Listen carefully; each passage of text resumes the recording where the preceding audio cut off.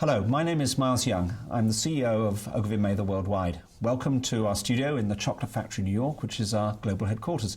And today is a very auspicious day because we are officially launching our new China practice based here in New York.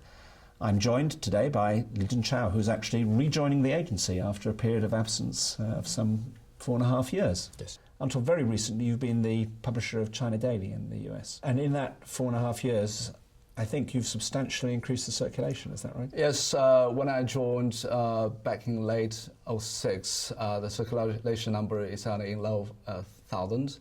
Now we are close into 100,000.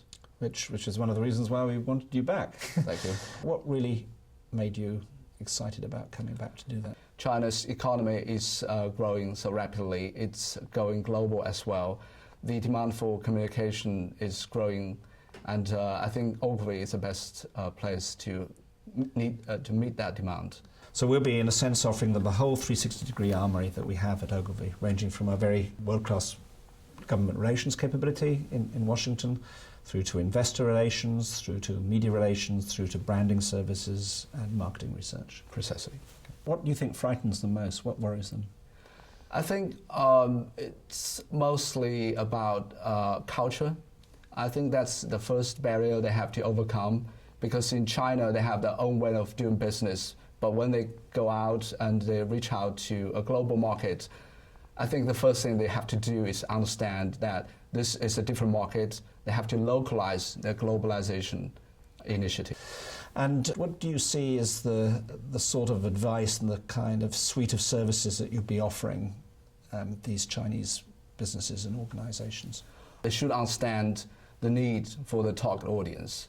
They should understand who they're talking to and what's on their mind. Then they should also get some professional support to get the message right and find the right channels to communicate with the target audience. What is it about the current time that fits this initiative? So I think macro level, micro level, we're seeing a growing demand for, help in communications from potential and existing clients. One of the opportunities, it seems to me, is to help Chinese companies not just navigate the access to the United States, but also the access which they need to the developing world.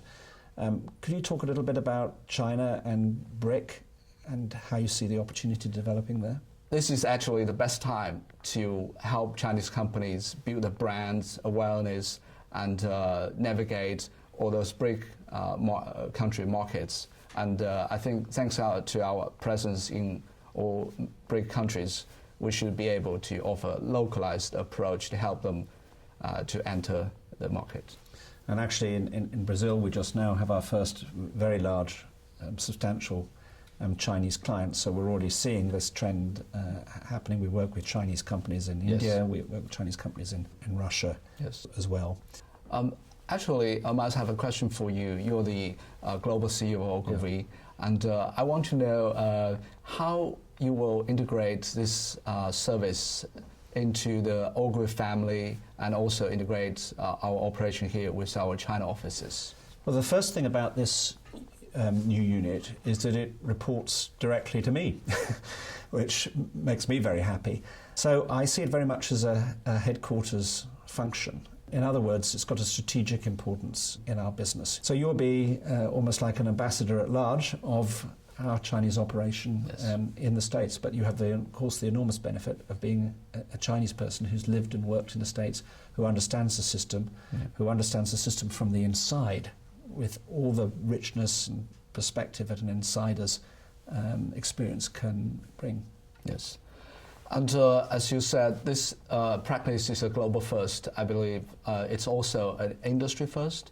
This is the first time that an advertising agency or a communications agency like us has put a flag in the ground and said that we believe that the future relationship of China and the United States and also the developing world is so important that we can create a service to facilitate the speed of that growth.